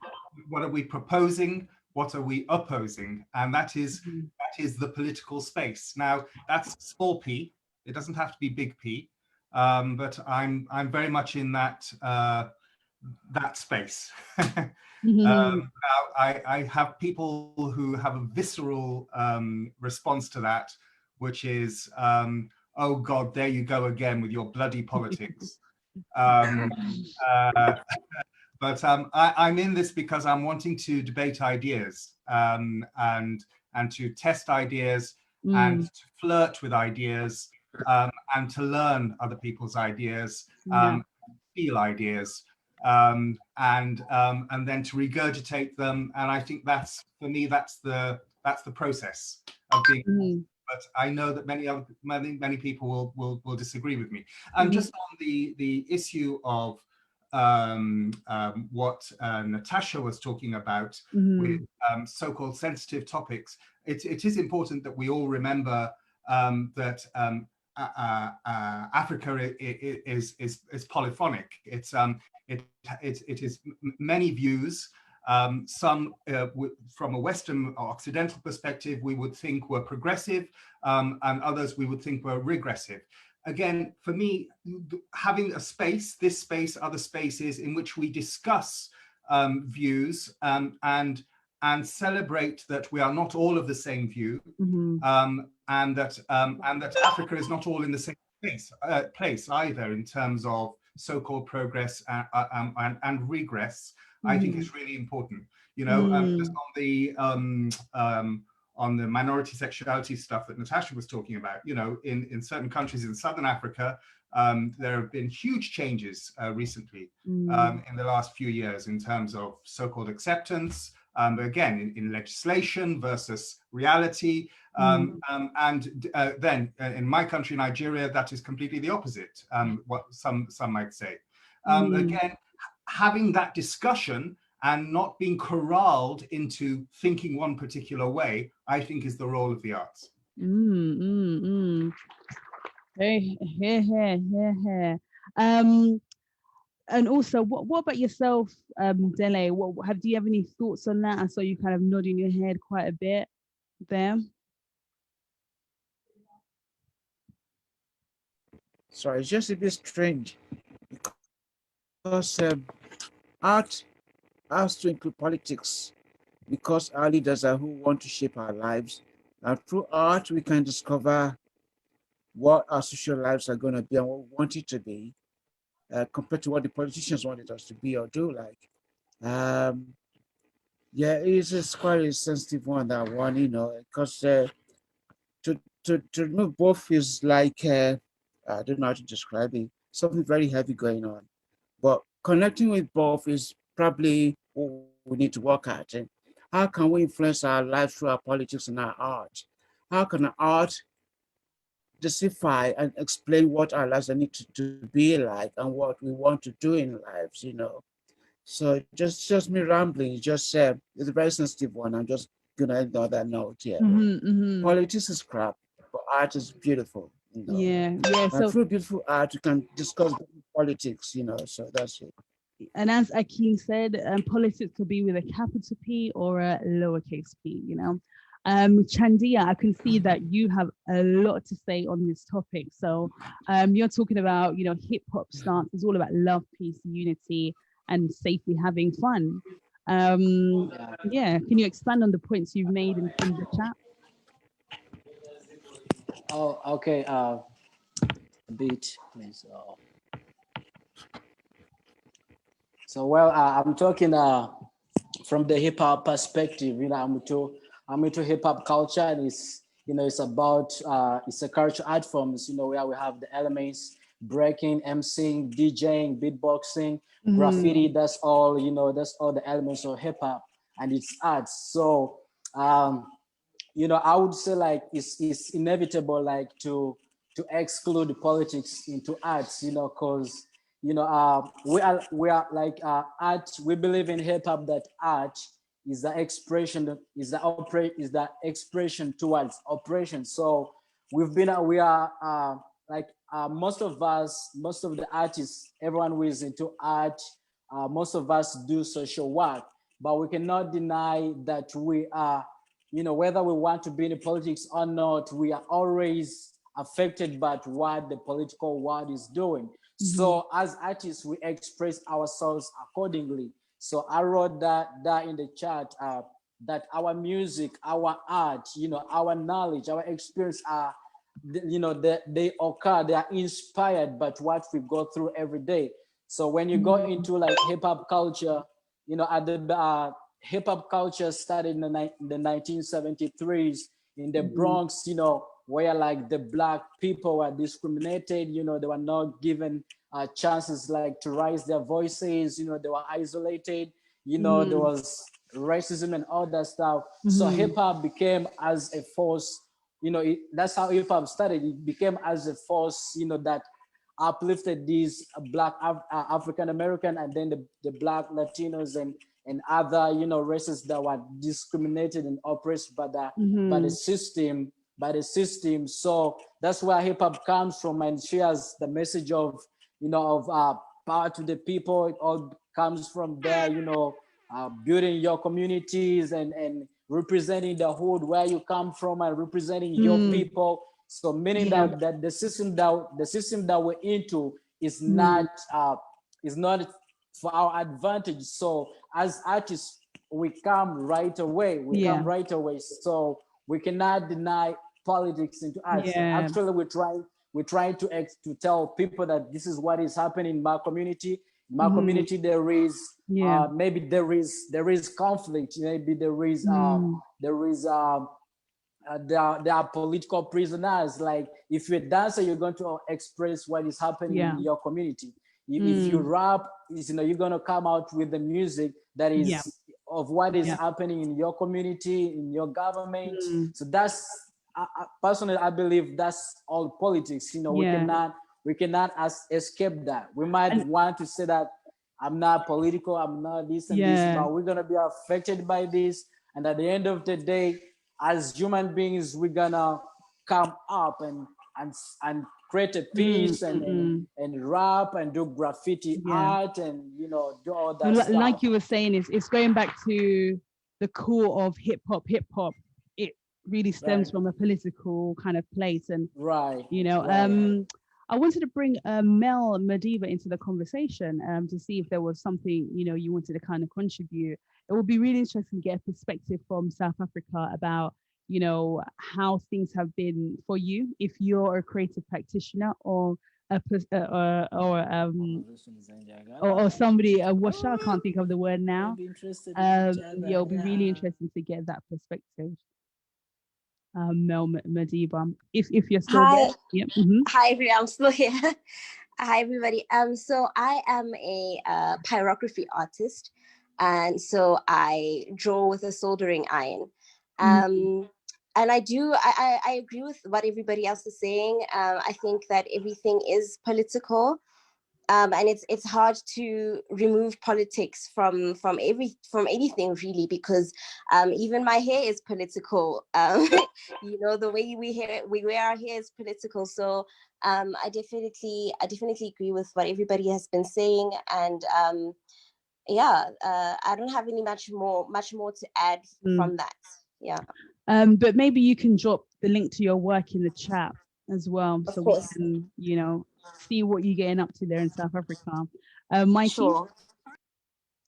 I just want to chime in on this. I think that just what Akeem said, that ideas is what we're in the business of ideas if we're working in culture, and ideas is basically the currency that politicians use. So it's such a vital connection, and we're part of that battle to get, I guess, our ideas, our more creative ideas out there, and it's really, I think it's really, really vital. So I think for me it's been a really good session. I think it's time really just to work out how we can actually move things forward. And we've got, I think, some inklings of some suggestions here. And it's been an amazing kind of session. I mean, I think one thing I would say, almost as a final thought, is I would like to see this conversation being hosted from somewhere in Africa, because all the tools, everything is there. And I think to me, that's like the vital thing, is that the thing about the Premier League or whatever. It's all happening in the UK or culture coming from this America when it comes to hip hop. I want to see that emanating, you know, from people could be doing the job that you're doing, Ellen, in the UK. Yeah. Yeah, exactly. Exactly. Yeah, that would be really great to kind of see. So that's your hopes for the future. Yeah. Maybe we can just go around and get a final thoughts from everyone.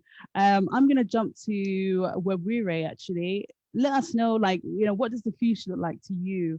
And any final thoughts about the conversation we've been having today? Yeah, really excited to see how this goes. Of course, I'm very open to continuously having these conversations going on, and also having the Talkaoke model here in Uganda and East Africa and Africa at large, you know. So I'm really excited to see how we can do this in the coming year. And also, I think one thing that has really come out from this conversation is that as human beings, we all have the same challenges, and we all trying to find solutions to them. And I like that we are very resilient in the way we approach things, the way we think. We are hopeful that at some point something good is going to come out. And I think that's the most important thing about fostering such communities and spaces, you know. So I'm really excited to see how this goes. But also, I think someone talked about having an opportunity that they wanted to do because of a fund that was put up by the British Council. I think it would be great to see how the people speak and connect them to someone who is actually doing something of that nature around climate change, because this is the reason why we're here. So if Margot, you can get in touch with them and see how you can connect them to some of the institutions that are working around culture, I think that would be great within that area of climate change, because he says he has a solution, but the biggest problem is he hasn't connected with someone in the UK. So I think this is why we're here. We're here to create that bridge, create that kind of work relationship between the UK and Africa. And I'm very keen and very invested in having to see that this connection just doesn't end here, but even next year and more and more, you know. And I'm happy that Rashida has also been part of this conversation. We've already been having conversations with Rashida because she represents the British Council beyond herself. And now we've been having conversation about creativity beyond borders and how we can actually bring the Talkaoke model here to Uganda. And I hope I can take on that conversation with anyone who is interested in that. Yes. Well, thanks for that, Webwire. And yeah, I'm sure this is not the last conversations we're going to be having together. Hopefully, we'll be in a warmer place next time when we're having these conversations. But who knows? Who knows? So yeah, Nicola, any final thoughts from you or any hopes for the future? I'd love to be part of one of these chats again, whether it be me very silent and listening in and feeling quite inspired by the different people that I'm getting a chance to hear from, or whether I'm a bit more vocal. I'm really happy to be part of something again, and I would really love there to be something again. So I've shared a couple of things because I can feel a connection with my world and what we're talking about, and I think that type of thing would also be really handy. So, you know, if we understood the kind of work that we all specifically did, you know, it may be, if I'm needing an illustrator, how wonderful would it be if I knew of an illustrator that was in Uganda and I got to speak to them, and maybe those cultural things will merge and we can be excited about each other. Yeah. I'm gonna start. I love the word excited, you know, getting excited, feeding off I each think this other's is energy. really exciting. I think you know, you're doing a really amazing thing here, and more of it, please. Yeah. All right, there we go. Thank you for joining us, Nicola. Dele, any final thoughts from yourself? Hopes for the future, perhaps? Yeah, my thought would be to continue inspiring each other in the works we do, whatever medium of art. I personally will keep on using poetry or writing as a form as a medium for change, because I believe in change. And I think Talkaoke is a unique platform to share ideas and rub minds and see what the future looks like. And yeah, Talkaoke is the voice of humanity, and I really enjoy the sessions I have with Talkaoke in every sense whatsoever. Thanks for joining us, Dele, and do share some of your work in the chat as well. I know Jacob had to leave for a meeting, but he shared some of the links to his work as well, so we can, check that out. Natasha, any final thoughts from yourself? Or any hopes for the future, maybe? Yeah. Future is collaborations, because when I hear we have so much talent around the world, and it would be very amazing to actually collaborate as a fashion designer, as a photographer, to collaborate with illustrators, with producers, and because when you're creating content, you always need every creative in the room. So this has been very splendid, and I hope we can do this again. Thank you. Thanks, Natasha. It's been really great hearing your perspective and what it's like on the ground in Uganda. So I'm not sure if you shared your work already in the chat, but it will be great to see that documentary at some point in the future. Akeem, any final thoughts from yourself? Just to second everything and say thank you. I've really enjoyed it. And to say, to pick up from Natasha's word there about collaboration, absolutely, I think it's all about collaboration. I've been privileged to work with people like Chidi, who I met nearly 20 years ago now, and we've worked together ever since, and people of his caliber are throughout the continent. And so therefore, collaboration needs to be symbiotic. So rather than, us in the West going to teach Africans and all that stuff, and I know we intend not to, but it really is a two-way street, and I'm seeing that happen more and more through diasporan communities, but also and others. And lastly, let's not forget the lesson of Black Panther, which is Afrofuturism created in Africa throughout the 50s and 60s and 70s by amazing filmmakers, the idea of Afrofuturism, and taken by Hollywood and now represented to the world. And that is something made in Africa. There's more of that. Yeah. Thank you for leaving us with that optimism, Akeem, which I think is so important in these times. Any final, I know Mel, you joined us quite late, but any final thoughts from you or any sort of perspectives that you'd like to share? Yeah, I did. I'm a bit sad that I joined so late. But yeah, I'm really looking forward to the collaborations. And I think in South Africa, there are these conversations that are being had at a relatively regular basis. I just think that all these organizations and these groups of people need to connect at a global scale, and that we can all work together and just grow together as a unit instead of having separate little small groups of people. But I think that the future is a lot promising. And I think that there's a lot to be done, and I think I'm very hopeful for the future. Yeah, great. Thank you very much. Hopefully it's not the last time we kind of are communicating. Rashida, any final thoughts from yourself?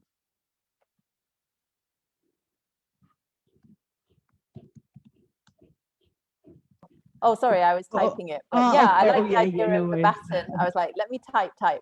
But no, I like the idea of the baton passing round. I think that's great, and gives me ideas for thinking through how you can have different hosts lead these conversations and dialogue as a kind of new network where it passes between and across different countries and just becomes a regular event. So I think this has been a really good first one to launch. Yeah, great. Well, thank you for that. All your contributions and perspectives today. Any final thoughts from who haven't I? Any more final thoughts? I believe. Oh yeah, Kane. Any more final thoughts from yourself? Yeah, it's been really, really brilliant. I think just sort of I guess a bit of a provocation for Mel of just how do we make sure that we are connecting, this group is connecting with those other conversations that are happening in South Africa and in other countries across the African continent. Yeah. How? Yeah. No, absolutely. How? It is an important question, and hopefully the next one will kind of we'll be able to expand on that a bit more. Any more final thoughts from anyone? Oh, Margot. I just want to say, because I don't know if we said it or we didn't say, but I suppose it's not a secret. We've been going out on live on Facebook, so we had our online audience as well. So you'll be able to catch the recording of this on our Facebook. But we've got a comment from Simon on Facebook as well, who's saying super interesting Talkaoke and cultural connections and keeping those international channels open, as some would seek to restrict them. Great session, thank you. So often we just get handed stereotypes by media of Africa, and so yes, so that we are kind of out there, we're kind of putting the conversation out there, and from my point of view, I think I've learned a lot, and certainly have engaged with artists and creatives that I wouldn't have normally, thanks to this medium and to this forum and you guys being here. So I personally like to thank you. But also, if you are on social media, please share your handles. I've shared the People Speak Twitter and Instagram. So please find us, please tag us, please share it with anyone who may be interested, and follow us, and we'll follow you back. So let's keep that kind of connection going. And hopefully this is the first but not the last Talkaoke. So please tell everybody. And if you enjoyed it, give us, let us know. Drop me an email if you want to be connected to somebody. Also, let us know. Drop us an email. I'll probably just send everyone a little hello, thank you after today's session. But yeah, very, very exciting stuff. And really big thank you to Elam in the middle for hosting. Big shout out to Rick, who has been visualizing backstage. You can't see him because he's invisible, but he's been speaking through means of the visualizations. We've got Mike over there as well. But also massive thank you to Wabwiri in Kampala for putting the first original idea out there. So if it wasn't for you, who knows? We'd be still kind of disconnected. And thank you to every single one of you who took part. And yes, please stay connected and let us know what you're doing. And yeah, goodbye. All right, see you next time. Take care. Bye. Bye-bye. Thank you, everyone. Bye-bye. Nice to see all of you. Bye. Bye-bye. Bye. Bye-bye. Bye, Rashida.